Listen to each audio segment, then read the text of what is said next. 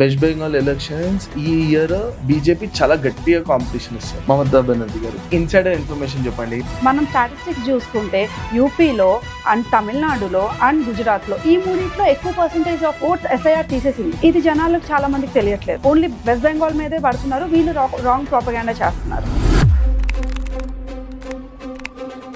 బెనర్జీ ఏమన్నారంటే అమిత్ షాని మీరు కనుక మీరున్న హోటల్ నుండి బయట అడుగు పెట్టి చూడండి చూపెట్టండి అని అంటే అమిత్ షా అక్కడ 15 days క్యాంపెయిన్ చేశాడు.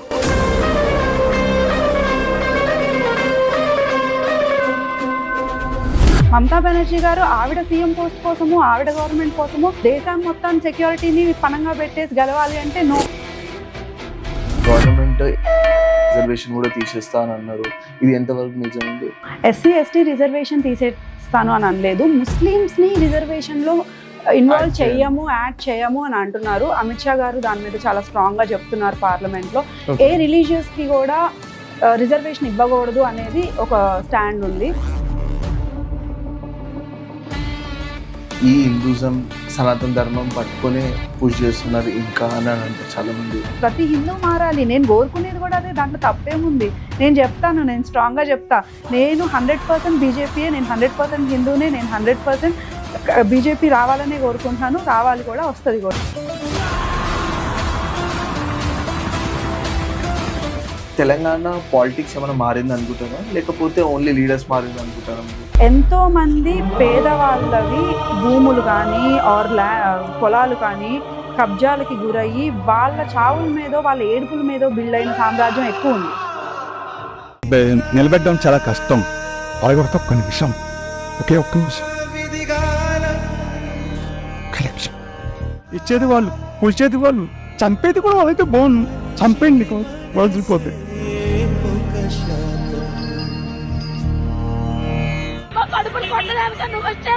సామాన్ కూడా మొత్తం వెళ్ళిపోయింది దాంట్లో.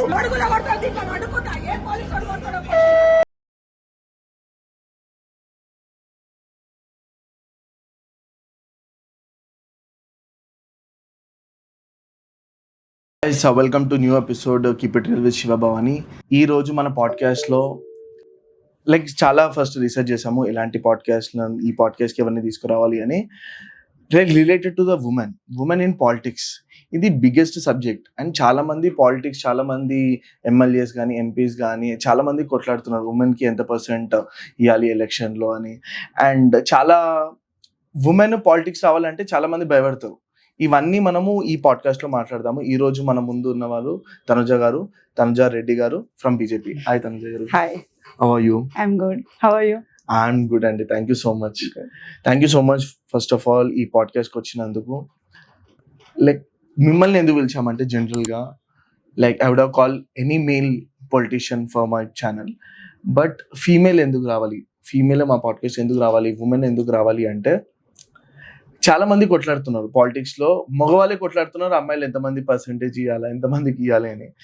మీ ద్వారా చాలా మందికి తెలవాలి అసలు ఉమెన్స్కి పాలిటిక్స్లో ఎంత % వాల్యూ వస్తుంది, ఎంత వాల్యూ ఉంది, ఎంత % ఇవ్వాలనుకుంటున్నారు, ఎలాంటి ఛాలెంజెస్ ఉన్నాయి, ఈ పాడ్కాస్ట్లో మనం కవర్ చేసాం. సో ఉమెన్ కోసం కొట్లాడేది ఎక్కువ మంది లేరండి, మోదీ గారు మాత్రమే కొట్లాడుతున్నారు. ఓకే. సో ఈ 33% రిజర్వేషన్ అనేది మోదీ గారు తీసుకొచ్చారనమాట. సో దీంట్లో ఫస్ట్ పార్లమెంట్లో యాక్చువల్లీ మనం చూస్తే 4.4% మాత్రమే మహిళలు ఉండేవాళ్ళు. సో ఇప్పుడు ప్రజెంట్ 14 to 15, 16% మాత్రమే ఉన్నారు. సో ఇలానే వెళ్తే సమాన స్థాయి రావడానికి ఇంకో 100 ఏళ్ళు పడుతుంది.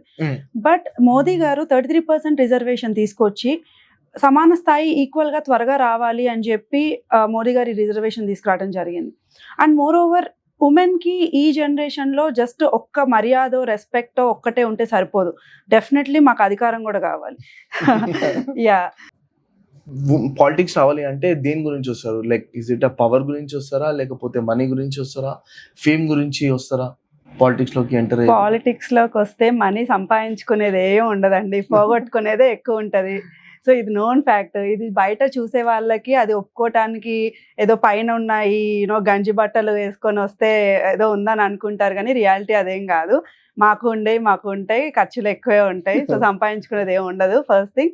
సెకండ్ థింగ్, మీరు గెలిచాక ఉంటది కదండి, ఐ మీన్ ఇప్పుడు ఏమి ఉండకపోవచ్చేమో. గెలిచాక ఎట్లా అండి, ఎంత మంది బురద జల్లుతారు, ఎంత మంది ఎన్నెన్ని మాటలు అంటారు. ఇదేమన్నా ఈజీనా? లేదు, చాలా కష్టం.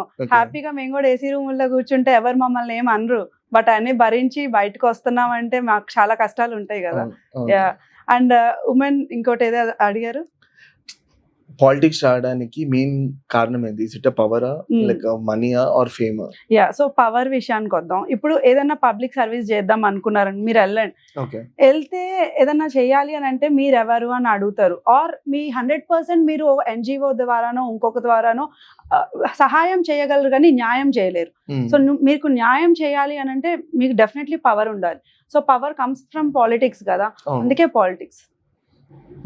So compulsory. అండ్ రీసెంట్ గా ఇది కూడా విన్నానండి, గవర్నమెంట్ SC/ST రిజర్వేషన్ కూడా తీసేస్తా అని అన్నారు.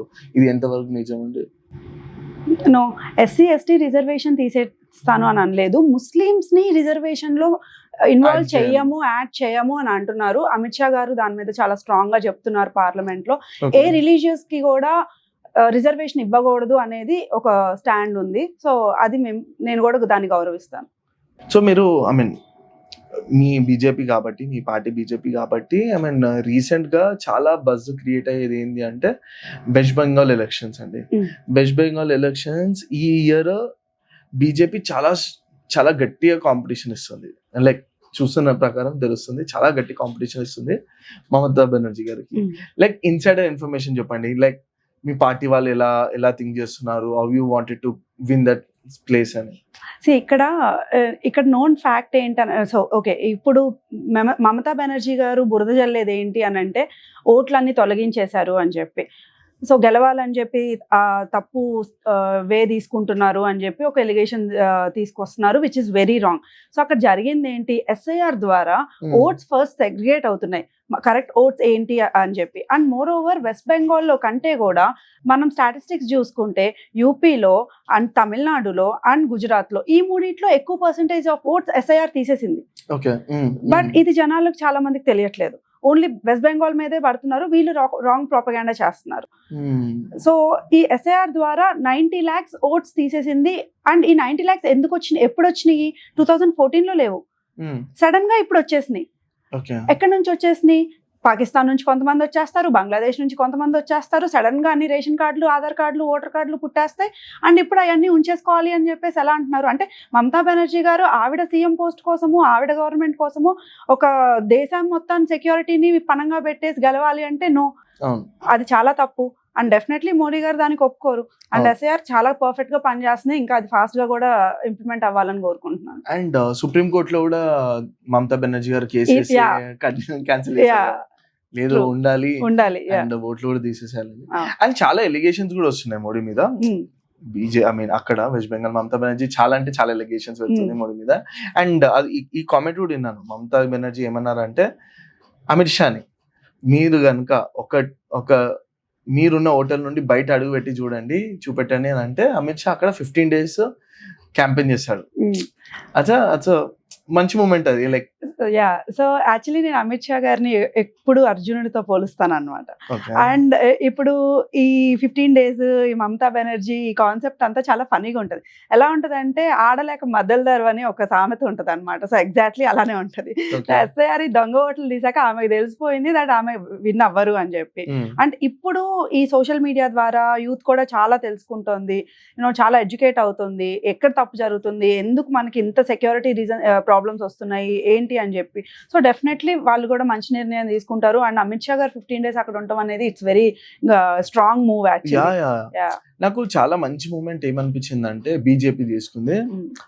లైక్ మీకు తెలుసు కదా రేప్ కేసు అయ్యింది అని. రేప్ కేసు అయిన తర్వాత ఇద్దరి మీద కేసు అయింది, కానీ ఆ గవర్నమెంట్ ఏం చేసిందంటే వాళ్ళకి ఇద్దరి మీద ఎలాంటి యాక్షన్ తీసుకోలేదు, అలాంటి పెద్ద శిక్ష పడలేదు వాళ్ళకి.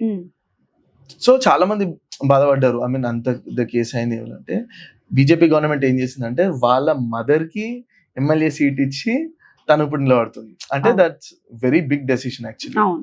అండ్ తను కూడా చూస్తున్నాం కదా అసలు ఏ ఇంటికి వెళ్ళినా ఆమెను ఎట్లా రిసీవ్ అవును. చేసుకుంటున్నారు. దేవర్ వెరీ ఎమోషనల్. అసలు ఇంటి పిల్లలాగా అయింది. అండ్ యాక్చువల్లీ ఉమెన్ కి ఇవ్వటం ఈజ్ చాలా మంచి విషయం అది. సో అది మనం అండ్ సపోర్ట్ తనని చేయాలి. అడిగారు ఐ మీన్ ఇంటర్వ్యూలో, మీరు కనుక గెలిస్తే ఏం చేస్తారంటే ఫస్ట్ మమతా బెనర్జీ జుట్టు పట్టుకొచ్చి తీసుకొని జైలు వేస్తున్నారు. దట్స్ ఐ మీన్ అంటే ఆమె ఫ్రస్ట్రేషన్ అట్లా కనబడుతుంది. అంటే మనం గవర్నమెంట్ అలా రాజ్యాంగాన్ని గౌరవిద్దాం, చట్టాలని గౌరవించి చేద్దాం.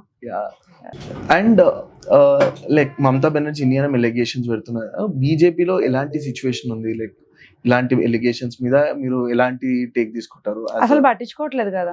మేమే కాదు, ప్రజలు కూడా పట్టించుకోవట్లేదు. ఆమె చేస్తుందంతా ఒక కామెడీ షో లాగా ఉంది తప్ప ప్రజలు ఎవరు ఆమెను సీరియస్ గా తీసుకోవట్లేదు. ఆమె ఎప్పుడైతే ఆ SIR ద్వారా ఓట్స్ పోయినాయో ఆమెకు అప్పుడే తెలిసిపోయింది. ఫ్రస్ట్రేషన్ లో ఏదో మాట్లాడుతుంది అంతే తప్ప. సో కరెంట్ ఉన్న జనరేషన్ వల్ల లైక్ సోషల్ మీడియా ఇన్ఫ్లుయెన్స్ వల్ల చాలా మందికి క్లారిటీ వస్తుంది పాలిటిక్స్ మీద, పొలిటీషియన్స్ మీద, సిచ్యువేషన్ మీద, గ్రౌండ్ సిచ్యువేషన్ మీద. దీనివల్ల పొలిటీషియన్స్ మీద ట్రస్ట్ తగ్గిపోతుంది. లైక్ ఇది ఎందువల్ల అవుతుంది అంటే ఇనిషియల్ గా అప్పుడు ఎట్లుండే, ఇప్పుడు ఎలా ఉంది సిచ్యువేషన్? ఓకే, పొలిటీషియన్స్ మీద ట్రస్ట్ తగ్గింది అని మనం చెప్పుకోవటం కంటే సోషల్ మీడియా అవేర్నెస్ పెరిగిందని చెప్పుకోవటం మంచిది, విచ్ ఇస్ గుడ్. మంచిదే అది. దానివల్ల ఏ నాయకుడు అయితే కరెక్ట్ ఉంటారు, ఏ నాయకుడు అయితే కరెక్ట్ గా పని చేయరు ఏంటి అనేది ఒక అవేర్నెస్ అనేది ఉంటుంది. సో దానివల్ల ఇప్పుడు ఎడ్యుకేషన్ కూడా చాలా చేంజ్ అయింది. ఒకప్పుడు ఒకళ్ళు చదువుకునే వాళ్ళు ఉంటే ఇంటికి, ఇప్పుడు అందరూ చదువుకుంటున్నారు. ఆ అవేర్నెస్ పెరిగింది. సో దానివల్ల ఆబ్వియస్లీ వాళ్ళ థింకింగ్ విధానం మారింది. సో దానివల్ల ఒకప్పుడు ఎమ్మెల్యే అంటే చేతులు కట్టుకొని చెప్పులు ఇంటి బయట పెట్టి నడవాలి, లోపలికి రావాలనే రోజుల నుంచి ఇప్పుడు ఎమ్మెల్యే తప్పు చేస్తే క్వశ్చన్ చేసే రోజుకి మనం ఎదిగాం, విచ్ ఇస్ గుడ్. సో అది మంచిగానే చూస్తున్నాను నేనైతే. సో మన పాలిటిక్స్ కాదు, మన పాలిటిక్స్ చూస్తే కొంచెం ఇంట్రెస్టింగ్ ఉంది కరెంట్ గా బికాస్ ఆఫ్ ఈ ఎలక్షన్ వెస్ట్ బెంగాల్. అండ్ ఇంకో ఎలక్షన్ కూడా చాలా ఇంట్రెస్టింగ్ ఉన్నాయి, తమిళనాడు ఎలక్షన్స్. విజయ్ కూడా అట్లనే కొట్లాడుతాం చాలా. ఐ మీన్ ఆ ఎలక్షన్ ఎలా అనిపిస్తుంది అంటే అక్కడ బీజేపీ స్ట్రాంగ్ గా లేదు. ఎందుకు స్ట్రాంగ్ లేదు? That's first question. బీజేపీ అసలు ఎందుకు ఎంటర్ అవుతలేదు సౌత్ రీజన్ లో? ఎస్పెషల్లీ హైదరాబాద్ లో ఇప్పుడు ఉంది, తెలంగాణలో కొంచెం ఉన్నది, అండ్ ఏపీలో కూడా కొంచెం వచ్చింది. అండి but if you go to the core south like Kerala కానీ, కర్ణాటక కానీ, అండ్ లేకపోతే తమిళనాడు తీసుకోండి, బీజేపీ ఎందుకు ఎంటర్ అవ్వలేకపోతుంది అక్కడ? తప్పు క్వశ్చన్. అసలు క్వశ్చనే తప్పు. ఎందుకు ఎంటర్ కాలేదు? బీజేపీ స్ట్రాంగ్ గా లేదని అసలు ఎట్లా డిసైడ్ చేస్తారు? How many seats BJP have in Tamil Nadu? How many seats they have in Kerala? How many seats they have in Karnataka? అలా చూసుకుంటే తెలంగాణలో కూడా మొత్తం బీజేపీ పవర్ లో లేదు కదా. సో పాయింట్ ఈస్ ఎన్ని సీట్లు వచ్చేదానికంటే కూడా ఎంత పర్సెంటేజ్ ఆఫ్ కార్యకర్తలు ఆర్ బీజేపీ ఫేవర్ గా ఉన్న వాళ్ళు ఉన్నారు అని చెప్పేసి మనం చూసుకోవాలి. గ్రోత్ ఉంది. ఒకప్పుడు కూడా అదే అన్నారు కదా, కాంగ్రెస్ గవర్నమెంటే పాలిస్తుంది కంప్లీట్లీ, బీజేపీ అనేది ఎప్పటికీ రాదు కళ అని చెప్పి. బట్ ఇప్పుడు మోదీ గారు వచ్చారు కదా. సో ఈ తమిళనాడులో కూడా ప్రజాస్వామ్యం గెలవాలని డెఫినెట్లీ కోరుకుంటున్నాను. సో అది ఏంటి అనేది చూద్దాం. బీజేపీ గెలవాలని. I can take it. I mean మీరు చెప్పిన 100% correct. Even I accept it. అసలు ఏం లేకుండా ఇప్పుడు కొంచెం ఇంప్రూవ్ అవుతుంది. బట్ ఇఫ్ యూ సీ తెలంగాణలో చూసుకుంటే there are so many spokespersons. చాలా మంది బీజేపీ గురించి మాట్లాడతారు. People will come out and they talk about what they are doing in the entire national level. Example మీరు కానీ, భార్గవి కళ్యాణ్ కానీ, లేకపోతే చాలా మంది ఉన్నారు. Okay, if you go to Tamil Nadu అక్కడ ఓన్లీ 1 or 2% ఉంటారు లైక్ హూ కెన్ టాక్. అంటే మనకి భాష రాదు కదా అని చెప్పి వాళ్ళు మాట్లాడట్లేదని మనం అనుకోకూడదు కదా. అక్కడ చాలా మంది స్ట్రాంగ్ లీడర్స్ ఉన్నారు. ఖచ్చితంగా బీజేపీ రావాలని కోరుకుంటున్నాను. వస్తుంది. ఓకే, ఇంకో 20-30 years పడుతుంది, చూద్దాం. 1 night లో ఏం జరగదు కదా, టైం. అండ్ ఇలాంటి సిచ్యువేషన్ ఇప్పుడు ఎగ్జాంపుల్ వెస్ట్ బెంగాల్ ఉంది, అలాంటి సిచ్యువేషన్ లో నేపాల్లో కూడా ఉండే ఇనిషియల్ గా లైక్ 5-6 months బ్యాక్ గవర్నమెంట్ మీద చాలా మంది అపోజిషన్ పెట్టారు. Like if you see Nepal election currently అది ఎలా ఉంది అనుకుంటున్నారు? స్టేబుల్ ఉంది అనుకుంటున్నారా లేకపోతే అగైన్ అన్స్టేబుల్ ఉంది అనుకుంటున్నారు? అన్స్టేబుల్ అనేది ఒక ప్రాపగాండా అనుకుంటున్నాను. యాక్చువల్లీ నాకు పర్సనల్లీ నాకు నేపాల్ గవర్నమెంట్ ఇప్పుడున్న పిఎం చాలా బాగా నచ్చారు. యంగ్స్టర్స్ రావాలి, వస్తే ఎలాంటి చేంజ్ వస్తుంది అనేది తను ప్రూవ్ చేస్తున్నారు. తను తీసుకొచ్చిన కొత్త చేంజెస్ ఏదైతే ఉన్నాయో అవి చాలా వండర్ఫుల్ గా ఉన్నాయి. ఫస్ట్ తను సెక్యూరిటీ ఎక్స్ట్రా విఐపి దాన్ని ఏమంటారు, విఐపి ట్రీట్మెంట్. తను తీసుకొచ్చిన ఈ విఐపి ట్రీట్మెంట్స్ ఏదైతే ఉన్నాయో అవి తీసేశారు. అండ్ యూనో కాలేజెస్లో పాలిటిక్స్ ఎంటర్ కాకుండా సోషల్ స్టూడెంట్ సెల్స్ పెడుతున్నారు, ఉమెన్కి సపరేట్ బస్సెస్ పెడుతున్నారు, అండ్ ఎస్పెషల్లీ ట్రాఫిక్ ప్రాబ్లమ్స్ లేకుండా చూసుకుంటున్నారు. సో ఇవన్నీ చేంజెస్ కూడా చాలా ఫాస్ట్గా వస్తున్నాయి. సెక్యూరిటీ ఇష్యూస్ అయితే చాలా వండర్ఫుల్గా ట్రీట్ చేస్తున్నారు ఇప్పుడైతే. సో ఈ ఎయిర్పోర్ట్కి సడన్గా వెళ్ళి చూసుకోవటం కానీ ఇవన్నీ కూడా యూనో యంగ్స్టర్స్ అయితే అగ్రెసివ్గా చేయగలరు. So I strongly recommend youngsters అందరూ త్వరగా పాలిటిక్స్ లోకి వస్తే ఇంకా మన ఇండియా కూడా చాలా ఫాస్ట్ గా గ్రో అవుతుంది అని చెప్పి Nepal. I really like, I mean మీరు చెప్పారు కదా పాలిటిక్స్ లో ఎంటర్ అయ్యారని. This is the first thing that I took. నేను రీసెర్చ్ చేశాను పిఎం ఎవరా అంటే, then I got to know ఆ PM is a rapper. Okay, and దాని home minister is a DJ player. Right, అవును. ఓకే, ఆ స్టైల్ కూడా లైక్ ఆ స్వాగ్, ఆ స్టైల్, ప్రాపర్ యూత్ ఎంటర్ అయితే లైక్ ఎట్లా అనిపిస్తుంది అంటే, మీరు చిన్నప్పుడు మూవీ చూసారా, ఒకే ఒక్కడే వన్ డే సీఎం ఎట్లా ఇంప్లిమెంట్ చేస్తాడు, ఒకటే రోజు ఉంది అని, like is doing like that. అలానే చేయాలి కూడా. ఈ రోజు నిద్రపోతే మళ్ళీ రేపు నాకు ఛాన్స్ రాదు అన్నట్టే జనాలకి మనం యూనో పరిపాలన అందించాలనేది నేను నమ్మే విషయం. కరెక్ట్. మీరు ఇక్కడ ఇండియాలో, ఐ మీన్ నేను కంపేర్ చేస్తున్నాను politics, Nepal politics and Indian politics. నేను ఇంతవరకు ఒక్క పొలిటీషియన్ ని చూడలే, like MLA, more than MLA వాళ్ళ కార్ వాళ్ళు నడుపుకోవడం.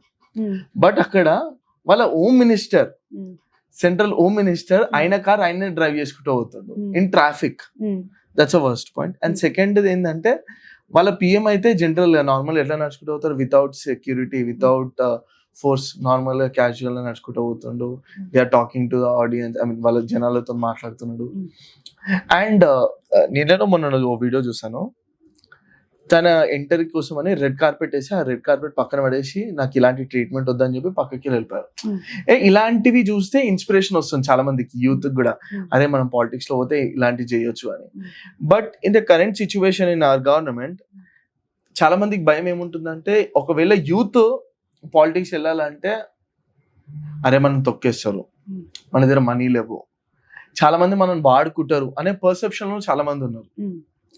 Like what you tell about it? So ఇప్పుడు నేపాల్, ఇండియా మీరు కంపేర్ చేస్తున్నారు కదా. ఫస్ట్ అసలు ఈ రెండు కంపేర్ చేసుకోగలిగే యూనో కంట్రీస్ కాదు, స్టేట్ ఇవి కాదు. బికాస్ ఎందుకంటే నేపాల్ యొక్క you know public majority, people's majority చాలా చిన్నగా ఉంటుంది. మన ఇండియాది చాలా పెద్దగా ఉంటుంది. అండ్ వాళ్ళ కల్చర్ వేరు, మన కల్చర్ వేరు. వాళ్ళు ఇప్పుడు రెడ్ యూనో నేను విన్నాను, రెడ్ కార్పెట్ పక్కకు పడేసి వెళ్ళిపోతున్నారు. మన పిఎం ఎందుకు అట్లా వెళ్ళట్లేదు అని. I'm not talking about a PM. See, I'm not talking about entire India. I'm talking about a politician behaviour. అదే చెప్తున్నాను. సో మన కల్చర్ అట్లా, వాళ్ళ కల్చర్ వేరు, మన కల్చర్ వేరు. అండ్ డెఫినెట్లీ ఒక యంగ్స్టర్స్ కి, ఒక యూనో పాత జనరేషన్ వాళ్ళకి డిఫరెన్స్ ఉంటుంది. ఫర్ ఎగ్జాంపుల్ నేను మిమ్మల్ని అడుగుతున్నాను, మీకు క్యాస్ట్ ఫీలింగ్ ఉందా? మన పాత జనరేషన్ వాళ్ళకి ఉండేదా? ఉండేది. ఎగ్జాక్ట్లీ. సో ఆ డిఫరెన్స్ అనేది ఉంది. ఇప్పుడు మన ఇండియా కూడా కొంచెం కొంచెం మారుతోంది. మనం కూడా ఇంకా గ్రో అవ్వాలి. ఇప్పుడు తన జనరేషన్ వేరు, ఇప్పుడు తను ఉన్న PM you know rapper or you know తను వచ్చారు. సో వాళ్ళు వేరు, మనం వేరు. మనం ఇంకా ప్రోగ్రెసివ్ అవ్వాలి. మేబీ యోగి గారు వచ్చినప్పటికి ఇంకా కొంచెం మారుతాయేమో చూడాలి సిచ్యువేషన్స్. నేను వెయిట్ చేస్తున్నాను యోగి గారు త్వరగా రావాలని కోరుకుంటున్నాను. మీరు యోగి అంటే గుర్తొచ్చింది, last time west Bengal election అయితే ఒక ఎంట్రీ ఇచ్చిండ్రు. లైక్ ఎవరు తీసుకొచ్చారంటే డైరెక్ట్ ఎవరు మన యోగి సార్ ని తీసుకొచ్చారు. క్రేజీ మాట్లాడండి, ఓ బుల్డోజర్ వాపే భీ చలేగా అండ్ యాపే భీ చలేగా అని. చాలా క్రేజీ అనిపించింది. అంటే మరి మీరు బుల్డోజర్ అనగానే మళ్ళీ ఇక్కడ తెలంగాణలో కూడా బుల్డోజర్ నడుస్తుంది కదా అని మీరు కంపేర్ చేసుకోవద్దు. ఇది బుల్డోజర్ వేరు, అది పనిచేసే బుల్డోజర్. అక్కడ అన్ని జరుగుతాయి, ఎఫ్ఐఆర్లు నమోదవుతాయి, శిక్షలు పడతాయి. ఇక్కడ ఏంటంటే ఓన్లీ బుల్డోజర్లే వెళ్ళొస్తాయి అనమాట. ఎఫ్ఐఆర్లు జరగవు, ఏమి జరగవు. ఇక్కడ అంతా సగం సగం పనులే జరుగుతూ ఉంటాయి. అక్కడ కంప్లీట్లీ ఏదైనా జరిగితే వీల్ చైర్ లో నుంచి బయటకు వచ్చే జనాలు కూడా ఉంటారు అనమాట, అక్కడ యోగి ప్రభుత్వం కాబట్టి. సో ఇంకా మీరు అడిగింది ఏంటంటే యూత్ వస్తే పాలిటిక్స్ లోకి ఏమేం కష్టాలు ఉంటాయని. ఓకే, ఇక్కడ నేను ఒకటి చెప్తాను దట్ ఓన్లీ పాలిటిక్స్ ఒకటే కాదు, యూత్ ఎక్కడికి వెళ్ళినా కష్టాలు ఉంటాయి. యూత్ యుఎస్ వెళ్ళి చదువుకోవాలన్నా కష్టాలు ఉంటాయి, పాలిటిక్స్ లోకి రావాలన్నా కష్టాలు ఉంటాయి. ఇష్టమైన ప్రొఫెషన్ ఇంట్లో వాళ్ళకి నచ్చకపోతే చేయటానికి కూడా కష్టాలు ఉంటాయి. ఇవన్నీ కష్టాలు ఫేస్ చేయకుండా ఎట్లా అడుగుతారు? Correct. I'll partially agree with your point. Yeah. If you take, మీరు అన్నారు కదా US కి పోయి చదువుకుంటే, US కి పోయి చదువుకుంటే దెర్ ఇస్ అన్ అవుట్కమ్, నీకు జాబ్ వస్తుంది అని. ఇండియాలో ఉండి పాలిటిక్స్ లో జాయిన్ అయితే there's an only a 10% to 15% chance తను నెక్స్ట్ స్టేజ్ పోతాడు అని. లైక్ ఇప్పుడు కాంగ్రెస్ లో ఉన్నాడండి, ఎగ్జాంపుల్ కాంగ్రెస్ తీసుకోండి లేకపోతే బీజేపీ తీసుకోండి, ఎంతమంది కార్యకర్తలు ఉంటారు? ఎవరండి? బండి సంజయ్ గారు ఆయన కార్యకర్త. తను కార్యకర్త. గివింగ్ అ నంబర్స్ ఎగ్జాంపుల్, ఎంతమంది కార్యకర్తలు ఉంటారు? Consider 1 lakh. ఒక్క నిమిషం అండి, లెట్ మీ కంప్లీట్. 1 lakh ఉన్నారు, 1 lakh కార్యకర్తలు ఉన్నారు. ఎన్ని సీట్స్ ఉంటాయి? ఎమ్మెల్యే సీట్స్ వేసుకోండి, ఒక 50 వేసుకోండి. లక్షల 50 మందికి సీట్స్ ఇస్తే మిగతా 9 లక్షల మంది ఏమవుతారండి? ఇక్కడ చాలా ఆస్పెక్ట్స్ ఉంటాయండి. సీట్ రావటానికో లేకపోతే ఎమ్మెల్యేగా గెలిచేయటానికో అందరూ పాలిటిక్స్ లోకి రావాలని లేదు. సేవ చేయటానికి కూడా రావచ్చు, సపోర్ట్ చేయటానికి కూడా రావచ్చు, వాళ్ళు నమ్మిన సిద్ధాంతాలకు కూడా రావచ్చు.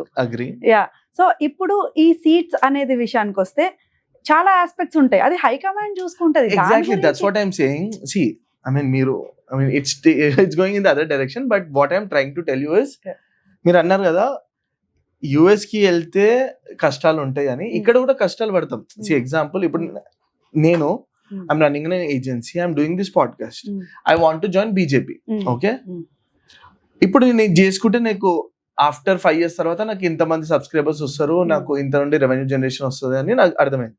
If I enter in to politics, నాకు ఆ అజంప్షన్ కూడా ఉండదు, నాకు సీట్ వస్తుందా లేదా, 20 years తర్వాత కూడా నాకు ఎలక్షన్ లో సీట్ వస్తుందా, నన్ను యాక్సెప్ట్ చేస్తారా అనే క్వశ్చన్ మార్క్ ఉంటుంది, బిగ్గెస్ట్ క్వశ్చన్ మార్క్.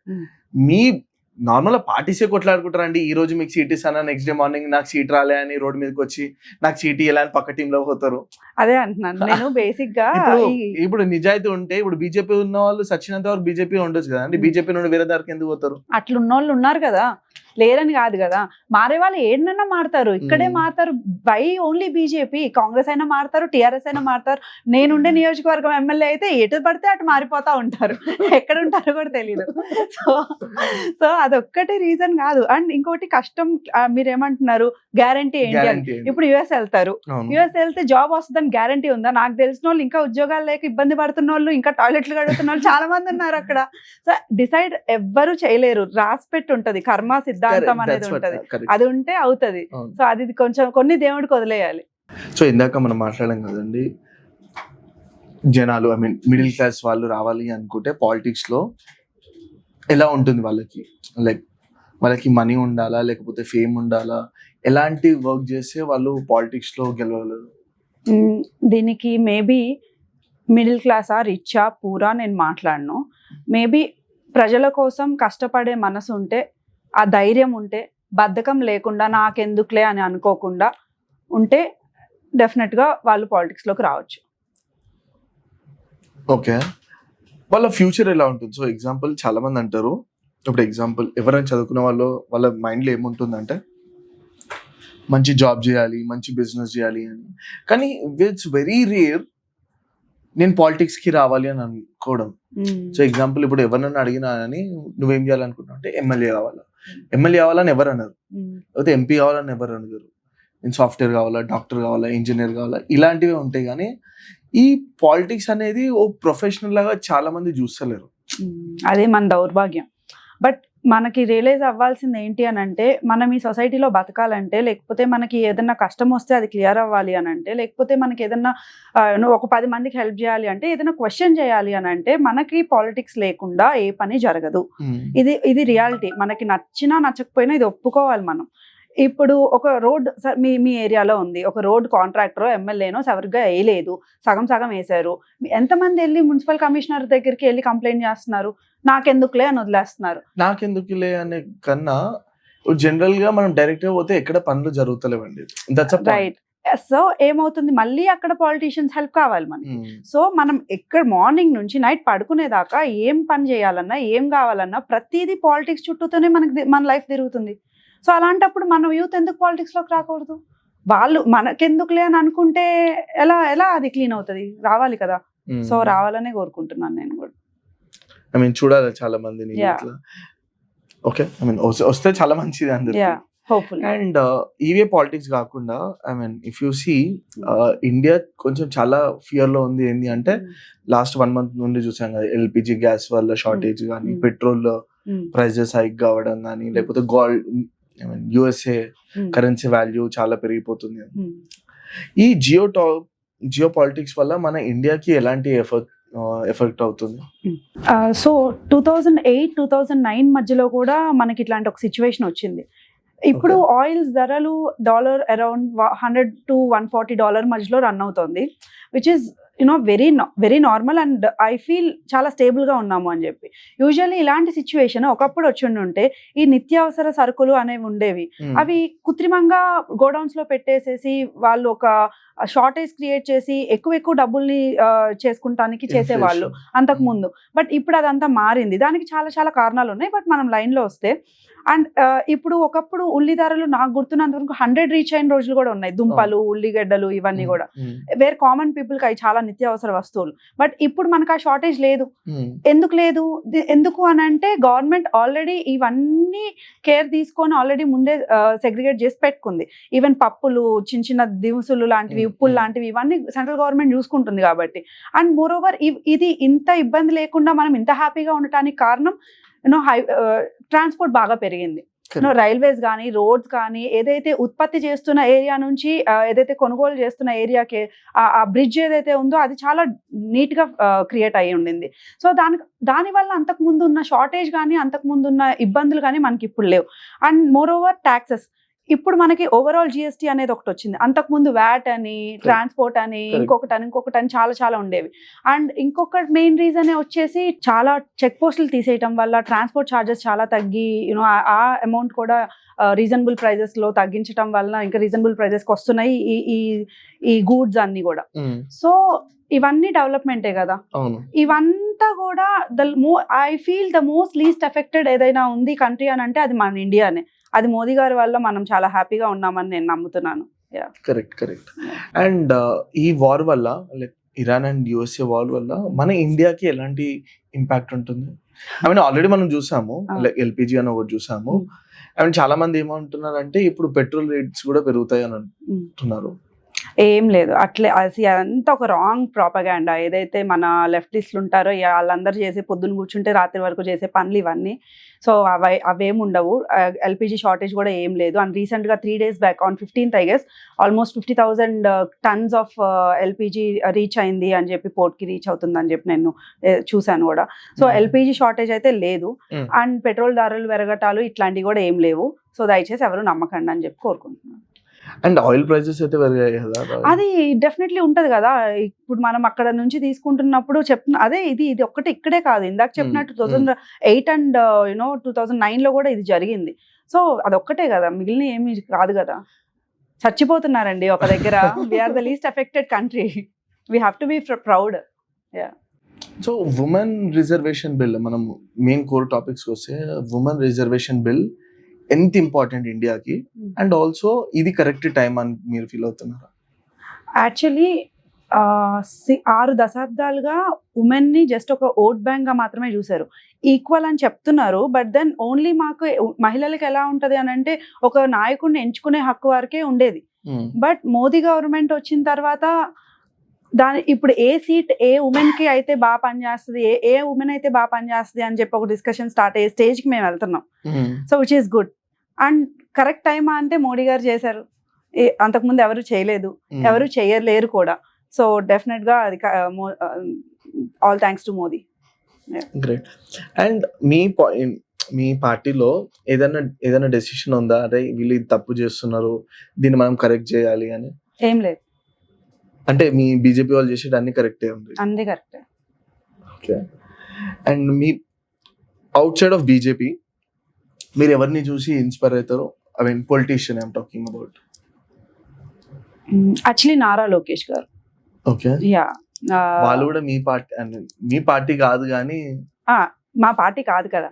సో తను ఎంత చాలా బాగా చేస్తున్నారు. అండ్ యూత్ కి కానీ ప్రతి వింగ్స్ ఆయన చాలా మారారు. ఒకప్పుడు కంటే ఇప్పుడు చాలా గ్రో అయ్యారు. So really inspiring. అది చాలా కష్టపడుతున్నారు. రిజర్వేషన్ వల్ల రియల్ పవర్ ఉందా, ఏమైనా ఇంప్రూవ్మెంట్ ఉంటుంది అనుకుంటున్నాను మీరు? ఓకే, సో ఈ రిజర్వేషన్ అనేది చాలా డిఫరెంట్ స్టేజెస్లో ఉంటుంది. నేను అది క్లియర్గా చెప్తాను. రిజర్వేషన్స్లో రిలీజియస్ రిజర్వేషన్స్ అనేది ఇప్పుడు ఏదైతే అడుగుతున్నారో నేను దాన్ని కంప్లీట్లీ అపోజ్ చేస్తాను. Which is quite wrong. అసలు అది జరగకూడదని నేను కోరుకుంటున్నాను. And caste reservation. So caste reservation వచ్చేసి ఐ రెస్పెక్ట్ ఇట్. క్యాస్ట్ అనేది you know I always don't believe in caste system. ఈ జనరేషన్లో ఎవరు బిలీవ్ చేయరు. సో ఫినాన్షియల్ సెక్టర్ని టార్గెట్ చేసి దాని మీద రిజర్వేషన్ ఇస్తే బాగుంటుందని నేను కోరుకుంటున్నాను. బట్ ఐ డెఫినెట్లీ రెస్పెక్ట్ ఈ క్యాస్ట్ రిజర్వేషన్స్ ఏదైతే ఉన్నాయో. బట్ ఐ స్ట్రాంగ్లీ కావాలి అని అనుకుంటుంది ఏంటి అని అంటే ఉమెన్ రిజర్వేషన్. 33% అనేది జస్ట్ ఒక స్టార్ట్ పాయింట్ మాత్రమే. ఇంకా 50%కి త్వరగా రావాలని కోరుకుంటున్నాను. వేరే ఏరియాస్లో యూనో కొంతమంది 60 ఒక కంట్రీలో 60% ఉమెన్ ఉంటారు పార్లమెంట్లో.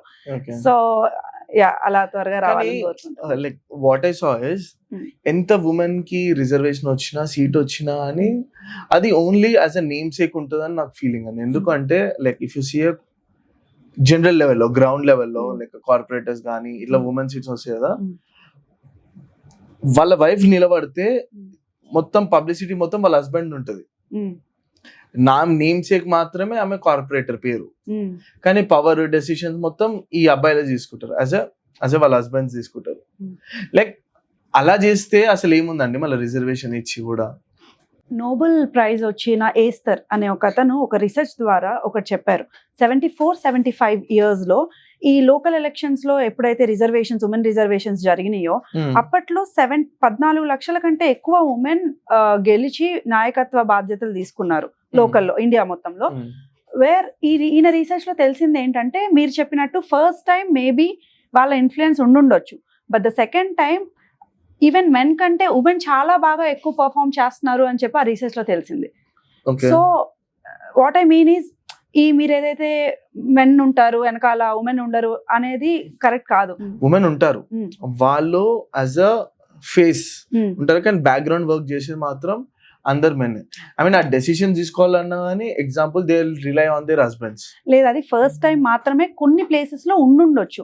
బట్ దెన్ రీసెర్చ్ ద్వారా క్లియర్ గా తెలిసింది ఏంటంటే సెకండ్ టైం ఒక్కసారి గెలిచిన తర్వాత అలాంటి ఇన్ఫ్లుయెన్స్ ఏమీ లేకుండా వీళ్ళు ఓన్ గా ఉమెనే డెసిషన్ తీసుకుంటున్నారు అండ్ మెన్ కంటే చాలా బెటర్ గా పర్ఫామ్ చేశారు అనేది రిజల్ట్స్ కూడా కనిపిస్తున్నాయి మనకి.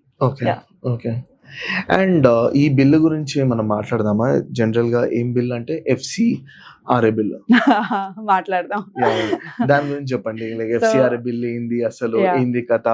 లైక్ రీసెంట్ గా మనం అదే వింటున్నాము. ఓకే, సో ఈ బిల్ ఏంటి అని అంటే ఫారెన్ నుంచి అమౌంట్ ఏదైతే ఈ NGOs కి వస్తున్నాయో దాన్ని ఒక అకౌంటబిలిటీ సిస్టమ్ లాగా మన వాళ్ళు కొన్ని రూల్స్ తీసుకొచ్చారు మోదీ గవర్నమెంట్. ఒకప్పుడు అసలు ఆ డబ్బులు ఏం చేస్తున్నారు, ఏమేమి కొంటున్నారు, ఏంటి, ఎప్పుడెప్పుడు ఖర్చు పెడుతున్నారు అనేది అసలు ఎక్నాలెడ్జ్మెంట్ ఉండేది కాదు.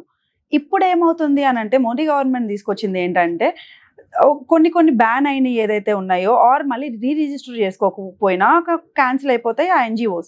అండ్ ఇంకా ఇన్ఫ్యాక్ట్ ఇదంతా కూడా చాలా భద్రతా ప్రాబ్లమ్స్ వల్ల ఇంత డెసిషన్ తీసుకోవాల్సి వచ్చింది. ఆ డబ్బులు ఏం చేస్తున్నారు ఏంటి అని అంటే కొన్ని రీసెర్చర్స్లో తెలిసింది ఏంటంటే వాళ్ళు ఒక తీవ్రవాదులకి, ఆల్ఖైదా వాళ్ళకి అండ్ చాలా యాంటీ సోషల్ ఎలిమెంట్స్కి ఖర్చు చేస్తున్నారు NGOs ముసుగుతో. అండ్ ఇంకో బిగ్గెస్ట్ పార్ట్ ఏంటి అని అంటే ఏదైతే సోనియా గాంధీ గవర్నమెంట్ ఉన్నప్పుడు NAC అనేది ఒకటి ఫామ్ చేసి అసలు మనకి సిస్టంలో సంబంధం లేకుండా ఒక కొత్త వింగ్ని తీసుకొని వచ్చి దాంట్లో 90% మందికి ఈ NGO హెడ్స్ని తీసుకొచ్చి పెట్టింది.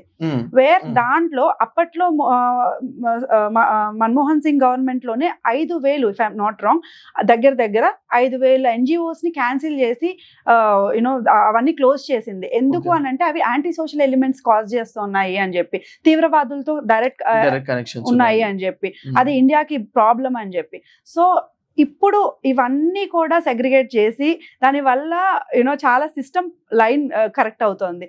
దీనివల్ల హైయెస్ట్ ఇబ్బంది ఎవరికి ఉండొచ్చు మీ ఉద్దేశంలో? పొలిటీషియన్స్ ఉంటుంది. ఎందుకు పాలిటిషియన్స్ కి ఎందుకు? ఇప్పుడు తీవ్రవాదులకు ఉండాలి కదా ప్రాబ్లమ్. వచ్చే డబ్బులు ఆగుతున్నాయి అంటే తీవ్రవాదులకు ఉండాలి. కానీ మన ఇండియాలో బిగ్గెస్ట్ ప్రాబ్లం ఎవరికి వచ్చిందంటే కాంగ్రెస్ ఎంపీలకు వచ్చింది.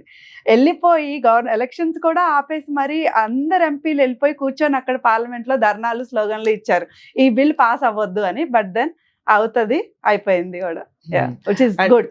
అలాంటిది ఇలా ఇది చూసుకుంటే Nashik TCS harassment yeah, case yeah. అలాంటి కేసులు చూసుకుంటే అది ఒక ఇండివిజువల్ కేసు లాగా చూస్తారా, లేకపోతే how do you take on that? అది మాత్రం చాలా దారుణం. అట్లీస్ట్ ఐ రియలీ విష్ ఇప్పటికైనా మన వాళ్ళకి కొంచెం అన్నా బుద్ధి వచ్చి కొంచెం అన్నా మారాలి అని చెప్పి. మనం ఎంతమంది పిల్లలకి రామాయణాలు మహాభారతాలు అండ్ మన సనాతన ధర్మం గురించి నేర్పిస్తున్నాం? మనం నేర్పించట్లా. ప్రతి వాళ్ళు ఈ ముస్లిమ్స్ చూడండి, ఫ్రైడే అయితే సండే అయితే చాలు, ఫ్రైడే అయితే చాలు వాళ్ళు ఖురాన్ నేర్చుకుంటారు. క్రిస్టియన్స్ బైబుల్ని చూడండి, సండే అయితే చాలు పిల్లల్ని కూడా తీసుకెళ్లి చర్చిల్లో కూర్చోబెడతారు. మనం ఎంతమంది మహాభారతం రామాయణం పిల్లలకి చదివిస్తున్నాం? ఎవరికి లేదు. అండ్ కన్వర్జన్స్, ఈ సో కాల్డ్ ఈ సెక్యులరిస్టులు అందరూ ఇప్పుడు ఏమైపోయారు? ఒక్కళ్ళు కూడా దీని గురించి మాట్లాడట్లేదు. అసలు ఈ లెఫ్టిస్టులు అందరూ ఏమైపోయారు? మరి చాలా ఇంత అన్యాయం జరిగింది కదా, మరి ఇంత బయటకు వచ్చింది కదా, మరి ఎందుకు ఒక్కళ్ళు కూడా అసలు నేషనల్ మీడియా కూడా ఎందుకు దీని గురించి, ఏ మెయిన్ స్ట్రీమ్ మీడియా కూడా ఎందుకు దీన్ని అసలు ఫోకస్ చేయట్లేదు? అంటే ఈ బాధ అంతా ఓన్లీ ఇప్పుడు సోషల్ మీడియా వచ్చింది కాబట్టి ఇంతమందిలో తెలుస్తుంది. వాట్ ఇఫ్ లేకపోతే? ఎంత అన్యాయం ఇది. ఇప్పటికైనా మనోళ్ళు మారాలని కోరుకున్నా. కానీ ఇక్కడ ఇంకొక దారుణం, మనోళ్ళు అసలు ఒక సీఎం అనే వాళ్ళు ఎవరు అని అంటే ఒక రాజు లాగా మనం చూస్తాం. The position is the hierarchy is రాజు. అలాంటి సీఎంఏ వచ్చి డైరెక్ట్గా నేను రేవంత్ రెడ్డి కాదు, నేను రేవంత్ ఉద్దీన్ అని అంటే అది ఒక గ్రేట్ లాగా ఫీల్ అయితే, పల్లెటూర్లలో గవర్నమెంట్ స్కూల్స్లో గవర్నమెంట్ కాలేజెస్లో చదువుకునే ఆడపిల్లల్ని ఈ సోకాల్ కన్వర్షన్ చేయాలని అనుకుంటున్న వాళ్ళని ఇతన్ని ఎంతమంది చూసి ఇది చేస్తారు? చూడు సీఎంఏ ఇది ప్రౌడ్గా ఫీల్ అవుతున్నాడు, మీకేంటి ప్రాబ్లం అని చెప్పి ఎంత ఇన్ఫ్లుయెన్స్ చేస్తారు? ఎంత మెచ్యూరిటీ ఉంటుందండి పిల్లలకి? బుద్ధి కొంచెమన్నా ఉండాలి. ఇలాంటి స్లోగన్స్ ఇచ్చేటప్పుడు ఆలోచించుకొని ఇవ్వాలి. ఒక రాజు పొజిషన్లో ఉన్నప్పుడు, ఒక సీఎం పొజిషన్లో ఉన్నప్పుడు రేవంత్ రెడ్డి గారు. అండ్ అది చాలా బాధాకరం. ఇన్ఫ్యాక్ట్ ఏదన్నా తెలిసి సగం పనులు ఏది చేయకూడదు. మొన్న ఏదో ఒక ఇంటర్వ్యూలో కూడా చూస్తున్నాను, కర్ణుడి స్నేహం గురించి చాలా గ్రేట్గా మాట్లాడుతున్నారు. మన కర్మ ఏంటంటే ఈ సినిమాలు చూసి వాళ్ళు ఇలాంటి స్లోగన్లు ఇవ్వటం వల్ల అదే గ్రేట్ అనుకుంటారు. ఇప్పుడు ఏమవుతుంది, చదివే వాళ్ళు రామాయణమో మహాభారతమో చదివే వాళ్ళు, బుక్ తీసి చేర్చి చదివే వాళ్ళు తక్కువ. ఇట్లాంటి సీఎం ఒక స్లోగనో లేకపోతే ఒక స్టేట్మెంటో ఇస్తే రీచ్ అయ్యే వాళ్ళు ఎక్కువ. ఇప్పుడు రీచ్ అయిన వాళ్ళందరూ ఏమనుకుంటారు? కర్ణుడు గొప్పవాడు అనుకుంటాడు. కానీ రియాలిటీ ఏంటి? వ్యాస మహాభారతం చదవాలి కదా, చదివితే తెలుస్తుంది కర్ణుడు ఎంత యాదవా అని చెప్పి. సో అసలు ఇంకా నేనేం చెప్పలేకపోతున్నాను లేండి. ఒక రిక్వెస్ట్ ఏంటి అని అంటే, ఏదన్నా మాట్లాడేటప్పుడు అది తెలుసుకొని మాట్లాడితే మంచిది. ఒక ఇన్ఫ్లుయెన్స్ చేసే స్టేజ్లో, కొన్ని లక్షల మంది ఇన్ఫ్లుయెన్స్ చేసే స్టేజ్లో ఉన్నప్పుడు కొంచెం బాధ్యతగా ఉండాలి అని కోరుకుంటున్నాను. అండ్ లైక్ ఇప్పుడు జనరల్ గా మన దగ్గర ఉన్న పవర్ ఏంటి అంటే పొలిటికల్ పవర్, మీరున్న ఒక స్టేజ్. ఇంకో పవర్ ఏది ఉంటుంది అంటే corporate power. Like if you see a corporate power dangerous లేకపోతే పొలిటికల్ పవర్ డేంజరస్ కా? ఏది డేంజర్ కాదండి. కరెక్ట్ వేలో వెళ్తున్నప్పుడు, అభివృద్ధి జరుగుతున్నప్పుడు ఏది డేంజర్? అది మోనోపోలీ అయిపోతుంది అండి. ఇప్పుడు కార్పొరేట్ ఉన్నది, కార్పొరేట్ వాళ్ళు ఏం చేస్తున్నారంటే ప్రతిదీ మోనోపోలీ చేయడానికి ట్రై చేస్తున్నారు. అట్లేం లేదు, చెప్పండి. ఎగ్జాంపుల్ రిలయన్స్ తీసుకోండి, జియో చూడండి. Like what we feel is Modi government చాలా ఫేవర్ చేస్తుందేమో అని. మీరు కొనకండి రిలయన్స్కి వెళ్ళి, మీరు హ్యాండ్లూమ్ కొనండి. ఎంతమంది హ్యాండ్లూమ్ కొంటున్నారు? మీరు ఎందుకు ఆ షర్ట్ కొనుక్కున్నారు? మీరు ఎందుకు హ్యాండ్లూమ్కి వెళ్ళట్లేదు? తెలంగాణలో ఎన్ని హ్యాండ్లూమ్స్ ఉన్నాయి? ఆంధ్రప్రదేశ్లో ఎన్ని హ్యాండ్లూమ్స్ ఉన్నాయి? వాళ్ళు అసలు చేనేత కార్మికులు అసలు చచ్చిపోతున్నారు, ఫ్యామిలీస్ తగ్గిపోతున్నాయి. మీరు అందరూ వెళ్ళి అక్కడ కొనండి కదా, ఎందుకు రిలయన్స్కి వెళ్తున్నారు? వెళ్ళకండి. నేను అందుకే హ్యాండ్లూమ్ వాడతాను ఎక్కువ. సరే, మనం అవన్నీ మాట్లాడాలి. Let's come to current situation. మన తెలంగాణ పాలిటిక్స్ గురించి మాట్లాడదాము. అండ్ ఈ కరెంట్ ఇప్పుడు ఉన్నాం కదా సిచ్యువేషన్ లో, like if you see 5 years ago, 4-5 years ago, what I see personally feel development ఇట్లా చాలా అవుతుంది అన్నట్టు అనిపించింది. Like in terms of real estate, infrastructure and all. Current గా అదంతా ఎవరిని అడిగినా కానీ రియల్ ఎస్టేట్ పాజ్ అయిపోయింది, డెవలప్మెంట్ పాజ్ అయిపోయింది అని అన్నారు. Like what you take on that? Maybe RR tax తగ్గించుకోవాలేమో మన సీఎం గారు. ఓకే, ఆర్ఆర్ అంటే అది ఇంకా పబ్లిక్ కి తెలుస్తుంది. మేము పేద కుటుంబం నుంచి వచ్చిన వాళ్ళం, మాకు తెలియదు. ఓకే, సో తెలంగాణ వచ్చినప్పటి నుండి తెలంగాణ పాలిటిక్స్ ఏమైనా మారింది అనుకుంటారా, లేకపోతే ఓన్లీ లీడర్స్ మారారు అనుకుంటారా మీరు? పాలిటిక్స్ మారినాయి. ఒకప్పుడు టీవీ ఆన్ చేస్తే బూత్లు వినిపించేవి, ఇప్పుడు వేరే రకమైన కొంచెం లెవెల్ ఆఫ్ బూతులు తగ్గినాయి. ఓకే. లక్కీలీ కొంచెం బీజేపీ వస్తే అసలు కంప్లీట్లీ బూతులే మానేసి ఒక నార్మల్ మనుషులు మాట్లాడుకున్నట్టు ఉంటది. సో అందుకే నెక్స్ట్ ఎలక్షన్స్ లో తప్పకుండా అందరూ బీజేపీకే ఓటేయాలని కోరుకుంటున్నాను. షూర్. Yeah. మీరు ఇది ఒప్పుకోరో అని తెలియదు కానీ like what I can see is Telangana రాకముందు ఒకలాగా ఉండే, తెలంగాణ వచ్చిన తర్వాత పర్సనలీ ఐ ఫీల్ కేసీఆర్ చాలా ఇంప్రూవ్మెంట్ చేశారు in terms of infrastructure growth అని నేను అనుకుంటాను. That's my personal opinion. మీరు దాన్ని ఒప్పుకుంటారా లేకపోతే దాన్ని అపోజ్ చేస్తారా? ఇక్కడ 2 sides ఆఫ్ ద కాయిన్ ఉంటది. ఇప్పుడు ఇందాక జోక్స్ ఎపార్ట్, సీరియస్ గా మనం మాట్లాడుకోవాలి అనుకుంటే గ్రౌండ్ లెవెల్లో ఏదైతే ఉందో మీరు అనుకుంటున్న ఈ సో కాల్డ్ ఏమంటారు ఈ గ్రోత్ ఇవన్నీ Correct. ఎంతో మంది పేదవాళ్ళవి భూములు కానీ ఆర్ పొలాలు కానీ కబ్జాలకి గురయ్యి వాళ్ళ చావుల మీదో వాళ్ళ ఏడుపుల మీదో బిల్డ్ అయిన సామ్రాజ్యం ఎక్కువ ఉంది నేను చూసినంత వరకు. ఓకే. సో ఇది ఏంటి అని కష్టం, ఇది ప్రాబ్లం అని చెప్పి లోకల్లో ఏ లీడర్కి వెళ్ళి అడిగినా ఆ వెనక ఉండేది టిఆర్ఎస్ గవర్నమెంట్ అనేది మాకు అర్థమవుతుంది. నేను ఇది బీజేపీ పర్సన్ లాగా మాట్లాడట్లేదు. ఇది కేవలం ఒక 300 మందికి నేను వాళ్ళ ల్యాండ్స్ కానీ ఆర్ యూనో మా ల్యాండ్స్ కానీ మేము దానికోసం ఫైట్ చేసిన రోజుల్లో నాకు జరిగిన ఎక్స్పీరియన్స్ గురించి నేను మాట్లాడుతున్నాను. సో ఇన్ని 10 ఏళ్ల పాలనలో బాగా గర్వం అంటారా లేకపోతే అహంకారం అంటారా లేకపోతే మనల్ని ఏం చేస్తారు ఎవరైనా అని అనుకుంటారో తెలియదు కానీ అవన్నీ వచ్చేసినాయి. దానివల్ల పబ్లిక్కి నార్మల్ పబ్లిక్కి ఆన్సరబుల్ ఉన్నాము అనే వాళ్ళు అనుకోలేదు. అందుకే చాలా ఇంత ఇంట్లో కూర్చోబెట్టారు ఇప్పుడు తీసుకొచ్చి. బట్ ఇప్పటికీ ఇంకా వాళ్ళు చేసిన మిస్టేక్స్ ఎప్పటికి రెక్టిఫై అవుతాయో అసలు చేయగలమా లేదో కూడా తెలియదు. దానికి ఉదాహరణ అమీన్పూర్ ఏరియాలో దగ్గర 5,000 కుటుంబాలు, ఎంతో మంది సూసైడ్లు, ఎన్నో మంది ఏడుపులు, ఇప్పటికీ 5,000 కుటుంబాలు ఇబ్బంది పడుతున్నాయంటే అది జస్ట్ బికాస్ వాళ్ళు తీసుకున్న ఒక తప్పుడు డెసిషన్స్ వల్ల. కేసీఆర్ గవర్నమెంట్. ఎస్. ఎక్కడైనా చెరువు అని వచ్చి జనాలు కబ్జా చేస్తారు అనేది మీరు వినుంటారు. ఇప్పుడు హైడ్రా అనేది దానికే వర్క్ చేస్తుంది. కానీ ఇక్కడ సర్ప్రైజింగ్లీ చెరువు వచ్చి జనాల భూములన్నీ కబ్జా చేసింది. 5,000 కుటుంబాల భూములు లోపల దాంట్లో మునిగిపోయినాయి, చెరువులో మునిగిపోయినాయి. ఎవరు ఆన్సర్ ఎప్పుడు జరిగింది? టిఆర్ఎస్ గవర్నమెంట్ ఉన్నప్పుడే జరిగింది అది. దానికి ఆన్సరబుల్ ఎవరు? ఇప్పుడు ఎవరు ఆన్సర్ చెప్పట్లే. ఎక్కడ తిరగని ఆఫీసర్స్ లేరు, వెళ్ళని ప్లేసెస్ లేవు, ఎక్కడికి వెళ్ళినా అసలు మనుషుల్లాగా కూడా చూడట్లేదు. దానికి ఎవరు రెస్పాన్సిబుల్ తీసుకొని వాళ్ళకి న్యాయం చేస్తారు? ఎవరు లేరు. సో అట్లాంటివి ఎన్నో జరుగున్నాయి, బయటకు రాకుండా ఎన్నో జరుగున్నాయి. బయటకు కనిపించే ఈ బిల్డింగ్లు ఒక్కటే గ్రోత్ అనుకుంటే కాదు, రైతులు హ్యాపీగా ఉండాలి, సామాన్య ప్రజలు హ్యాపీగా ఉండాలి. అలా లేరు కాబట్టి ఇప్పుడు వాళ్ళు ఇంట్లో ఉన్నారు. లైక్ కరెంట్ ఏంటంటే చాలా మందికి చూసే వాళ్ళకి ఏమవుతుందంటే హైదరాబాద్ కరెంట్ గా బయట నుండి టాప్ క్లాస్ ఉంటుంది. Like if you go to the Gachibowli, Madhapur కానీ ఇంకొకపేట కానీ ఇన్ఫ్రాస్ట్రక్చర్ అంటే గ్రౌండ్ లెవెల్లో బాగాలేదంటారా మీరు? అవును, బాగాలేదు. అసలు డ్రైనేజ్ సిస్టమ్ ఎక్కడ బాగుంది, ఎంత స్లమ్స్ ఉన్నాయి, అసలు ఎక్కడో వేరే దాని గురించి నేను మాట్లాడట్లా. నాకు సంబంధించిన అమీన్పూర్ ఏరియాలోనే ఆ చెరువుని ఎంత దారుణంగా క్రియేట్ చేశారు. ఒక్క రోడ్డు సరిగ్గా ఉండదు, డ్రైనేజ్ సిస్టమ్ సరిగ్గా ఉండదు.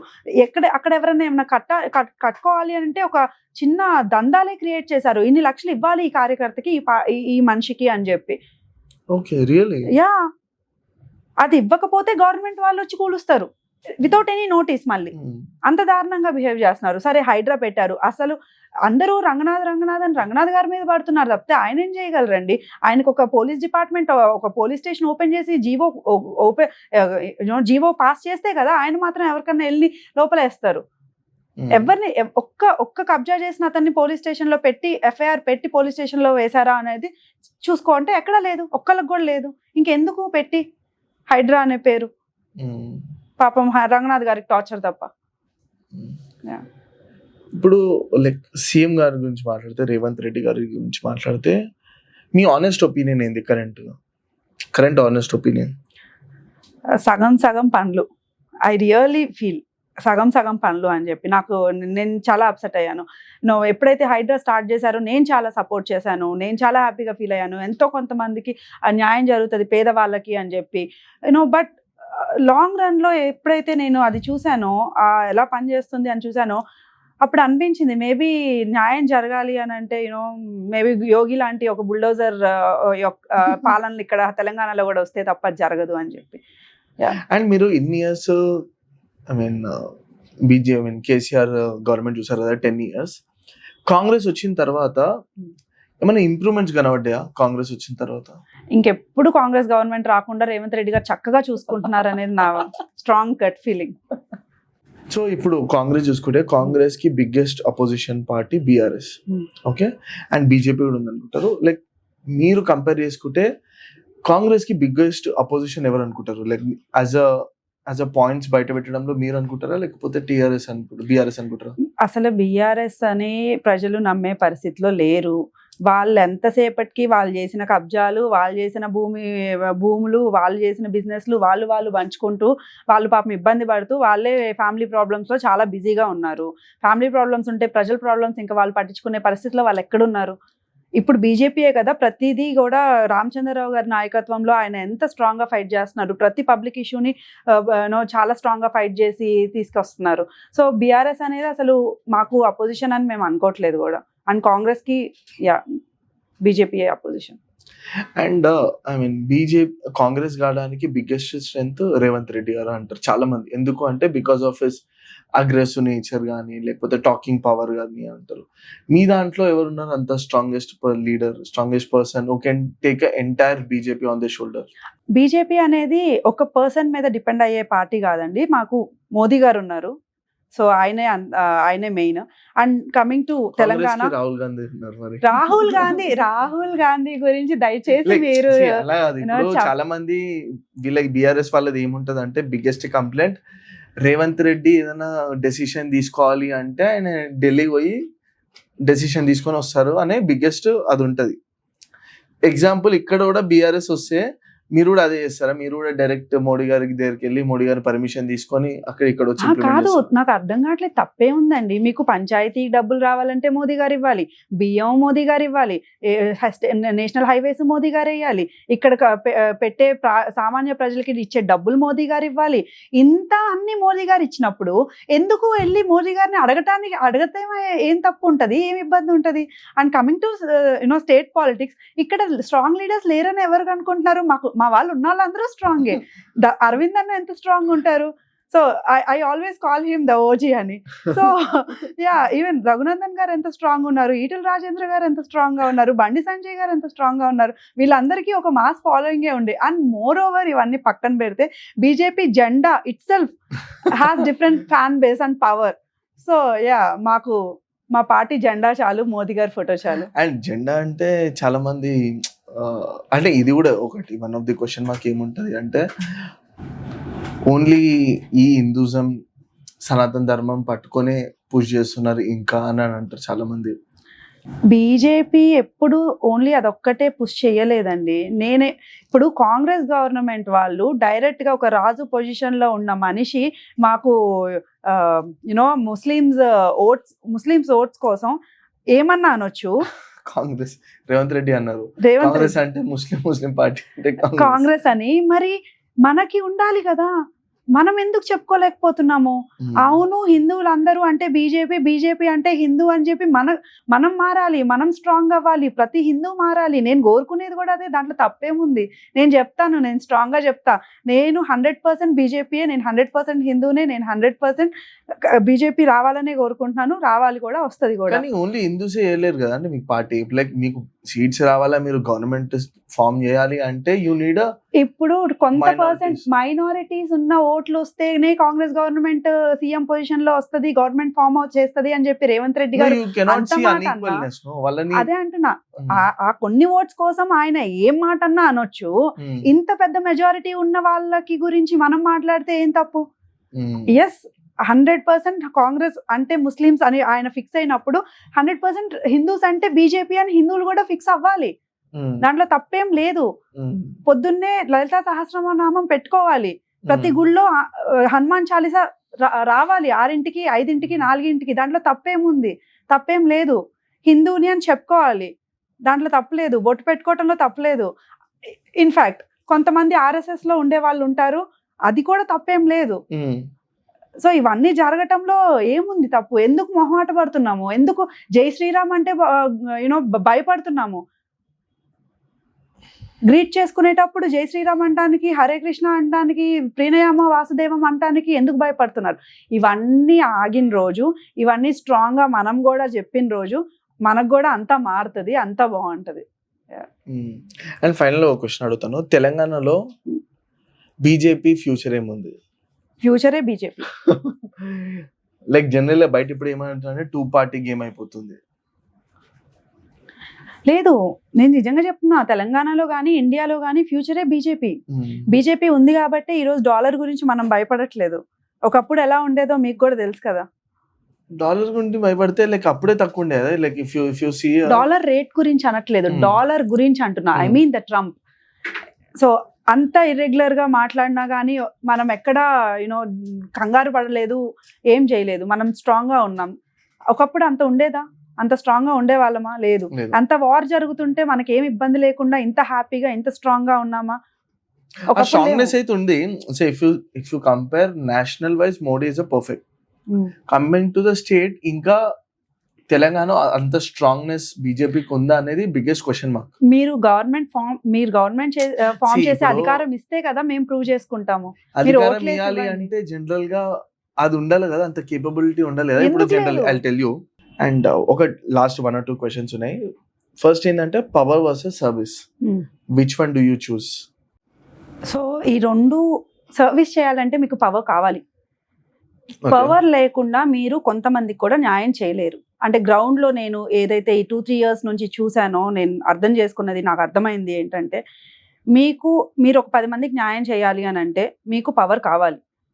అది ఐఏఎస్ఆ, పాలిటీషియనా, ఐపీఎస్ఆ ఇది అనట్లేదు, but you have to have something in your hand. So అదైతే డెఫినెట్లీ నేను నమ్ముతాను. Just that normal common people వెళ్ళిపోయి అడిగి మాట్లాడితే పనులు అయిపోయే రోజుల్లో మనం లేము. Politics plays major role. Yeah, like one day మీరు కనుక లైక్ ఎమ్మెల్యే అని, సీఎం కానీ, లేకపోతే ఎంపీ అని అయ్యారు అనుకోండి, what is the change that you make? Maybe ప్రతి ఏరియాలో ఉమెన్ కి సపరేట్ SHOని పెట్టాలి అని అనుకుంటున్నాను. బికాజ్ నేను ఎప్పుడైతే గ్రౌండ్ లో వర్క్ చేశానో నేను చాలా ఇబ్బందులు పడ్డాను ఆ లోకల్ పోలీస్ స్టేషన్ వల్ల. నేనే కాదు, చాలా మంది ఉమెన్ పోలీస్ గడప దొక్కాలి అని అంటే భయంతో ఉన్నారు, ఎస్పెషల్లీ నేనున్న ఏరియాలో. ఇది చాలా దగ్గర ఉంటుంది అని నేను విన్నాను కూడా. సో మేబీ ఒక ఉమెన్ SHO సపరేట్గా ప్రతి పోలీస్ స్టేషన్లో ఉంటే ఉమెన్కి యాక్సెస్ ఈజీగా ఉంటుందని అనుకుంటున్నాను. సో అది ఫస్ట్ చేంజ్ నేను తీసుకొచ్చేది, ఒకవేళ హైపోథెటికల్లీ నా చేతిలో ఉంటే. మేనిఫెస్టేషన్ అనుకుంటే ఆబ్వియస్లీ అయిపోతుంది. సో కరెంట్ ఉన్న జనరేషన్స్ కానీ, ఒక గవర్నమెంట్ కానీ, మన ఒక గవర్నమెంటే కాదు, స్టేట్స్లో ఉన్న డిఫరెంట్ గవర్నమెంట్స్ అన్ని జనాలు ఏం చేస్తున్నారంటే ఫ్రీ బీస్ ఎక్కువ ఇస్తున్నారు. They are not showing a development, rather than showing a development, they are showing a free బీస్.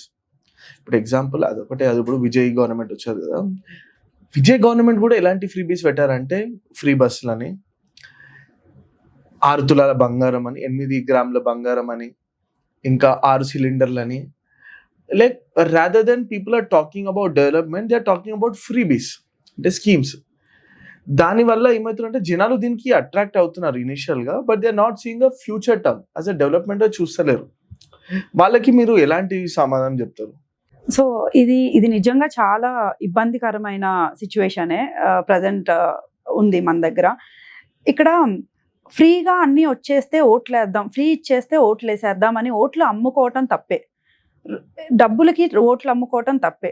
ఆ క్షణం కోసం జనాలు చూసుకుంటున్నారు తప్ప ఫ్యూచర్ చూడట్లేదు, నెక్స్ట్ తరాని ఫ్యూచర్ వాళ్ళు చూడట్లేదు, పట్టించుకోవట్లేదు. దానివల్ల చాలా డెవలప్మెంట్ ఆగిపోయిందని నేను స్ట్రాంగ్గా చెప్తున్నాను. ఎందుకు ఇవ్వాలి ఫ్రీ? ఎందుకు కష్టపడకూడదు? ఎందుకు పని చేయకూడదు? ఇప్పుడు ఫ్రీ బస్ అని అంటారు ఉమెన్కి, దానివల్ల ఎంతమందికి ఉపయోగం? దానివల్ల ఏం ఉపయోగం? అదే ఉపాధి కల్పించుంటుంటే చాలా మంది ఉమెన్కి మంచి జరిగేది కదా. ఈ విషయాలు ఇప్పుడు నేను అలా మాట్లాడాను అనుకోండి, ఈమెకు అన్నీ ఉంది, ఈమె ఇలా ఎంతైనా మాట్లాడితే ఏమన్నా మాట్లాడుతుంది అని నా మీద దుమ్మెత్తి పోస్తారు.